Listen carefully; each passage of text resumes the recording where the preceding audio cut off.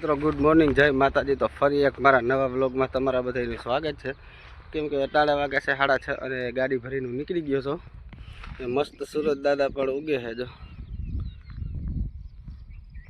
એ સુરત દાદા ઉગતા હતા ને વહેલો આજ તો હું નીકળ્યો છું।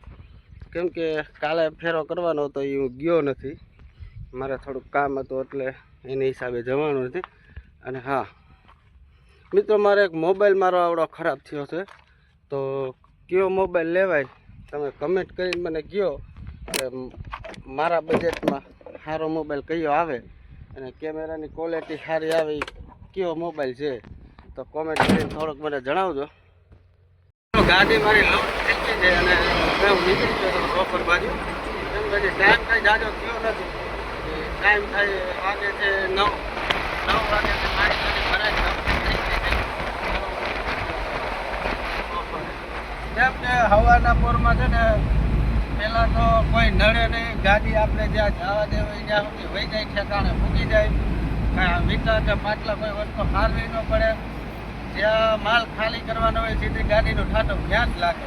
એટલે હવામાં વહેલો જવાનો ફાયદો એ છે કે કાંઈ વસ્તુ કોઈ નડે નહીં। કેમ કે દિવસના આપણે જઈને 10 વાગ્યા પછી કે તો કામ કરવાવાળા બધા આવી ગયા હોય, આડે હાડીયું ને વીટા નાતે બધું પાત્ર એમ ભીડ વહેલા જાય એટલે એ માટે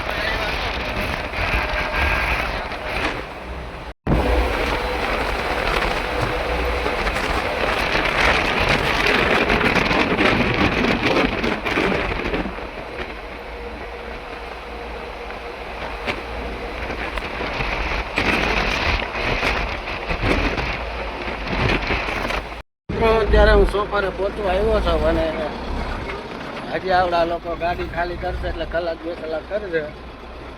મારે પાછો અર્જન્ટ પાછો નીકળવાનું છે, એવું નથી કે જમીન જવાનું છે।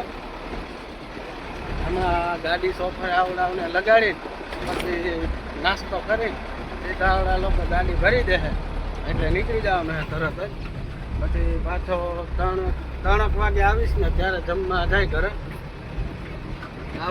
નાસ્તો કરી નીકળી। કેમ કે 3 ફેરા કરવાના છે, મને ખબર નહોતી પણ શેઠે આજે મને ખાલી એટલું કીધું હતું કે સવારે વહેલું જવાનું છે।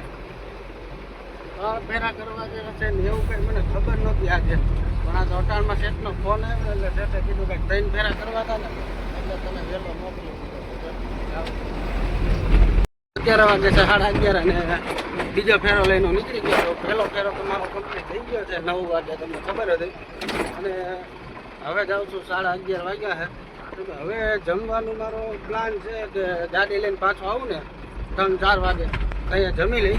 કેમ કે મારે આજ 3 ફેરા કરવાના છે, આજે અચાનક જ છે, કાંઈ નક્કી નહોતું 3 ફેરા કરવાનું। હવે અચાનક જ એક જગ્યાએથી માલ આવ્યો છે, કાંઈ વાંધો નહીં, આજે આપણે જો 3 ફેરા કરી નાખીશું। જાઉં તો તેને જો બીજો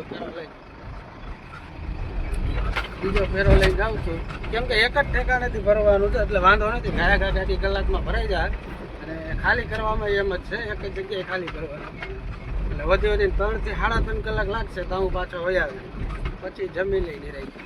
બીજો ફેરો ભરીને હું નીકળી ગયો છું। ટાયર આ વખતે લઈ લીધું છે, ટાયર ઓલી દુકાને આપણે આજ દેતા આવી, કેમ કે 3-4 દી થઈ ગયા છે, આજે એને દઈ દે એટલે ટાયર ફિટ કરી દે રિંગમાં, પાછો હાઈને આપણે રિટર્નમાં લઈ લેવું। મિત્રો સોફરે તો હવે હું પહોંચવા આવ્યો છું, હવે ટાઈમે ઓવર થઈ ગયો છે એટલે ભૂખ તો થોડીક લાગી જ છે, તો પોટલું આવ્યું નહીં તો અહીં આગળ નાખી દઉં। એમાં એવું છે કે અમે ભરવામાં તો એક હું છું અને 2 જણા બીજા, આજે અમે 3 જણા થઈને ગાડી ભરી।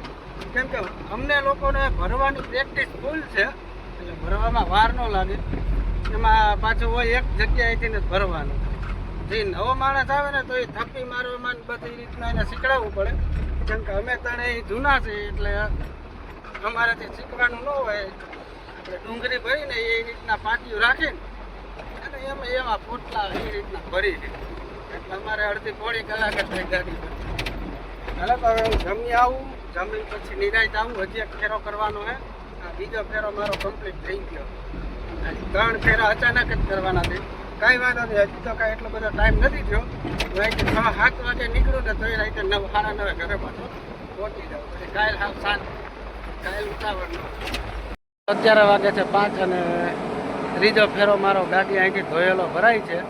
હમણાં અહીંથી ભરાઈ જાય એટલે નીકળું જેતપુર. કેમ કે 3 ગાડી તો અહીંથી ધોયેલી નાખી ને 3 ગાડી સીલી જતી. જો અંદર ભરાય જ છે ગાડી. હમણાં એ ભરાઈ જાય એટલે હું નીકળું. પછી કેમ કે 5 તો વાગી ગયા હે એટલે હવે તો મારે આવવામાં 8-9 તો પાકા છે. કાંઈ વાંધો નહીં, આજનોથી લડી લઈ. પછી કાલ સવારે તો મારા ટાઈમે નિરાંતે આવીશ 9-9:30. આ સુધી આરામ કરવો. કેમ કે કાંઈક થકાઈ ગયો છે બહુ. 2 ફેરામાં જ થાકી ગયા છે. 7 જ એટલી રહી ગઈ. હજી આ ત્રીજો ફેરો લઈને જવાનો. લાઈક તો હાવ હાલત ખરાબ થવાની. મિત્રો હવે આ લોકોએ મને ગાડી અહીંથી ભરી દીધી છે અને 6 વાગ્યા. 6 વાગ્યા હું નીકળો છું. કેમ કે એ લોકો ધીરે ધીરે ભરતા હતા. એને કંઈ ઉતાવળ હોય નહીં. કેમ કે એને ચોપડે ને ચોપડે રહેવું છે. હું અહીંથી અત્યારે ચોપડેથી જેતપુર જાઉં છું. પાછો રિટર્ન ત્યાંથી માલ ભરીને આવે. આજ તો બહુ જ લેટ થઈ ગયું છે. 3 ફેરામાં તો 3 ફેરા તો કરવાના જ છે. એમાં તો છૂટકો જ નથી. ન કરવી કાંઈક આડે આવરું કરત કે સવારે વહેલો ને લઈને વયો જાત. પણ એવું કંઈ હાલ એમ છે નહીં એટલે જવું જ પડશે. જલ્દી નીકળો છો હજી. મિત્રો ફાઇનલી હું જેતપુર તો પહોંચી ગયો છું.